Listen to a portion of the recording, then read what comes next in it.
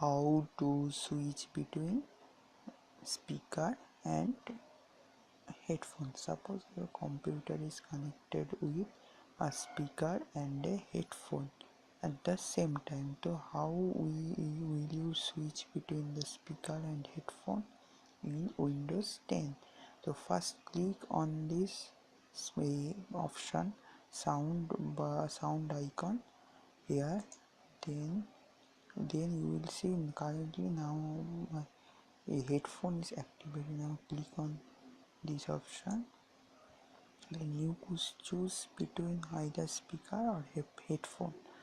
So click on, if you want to switch it to speaker, then click on speakers.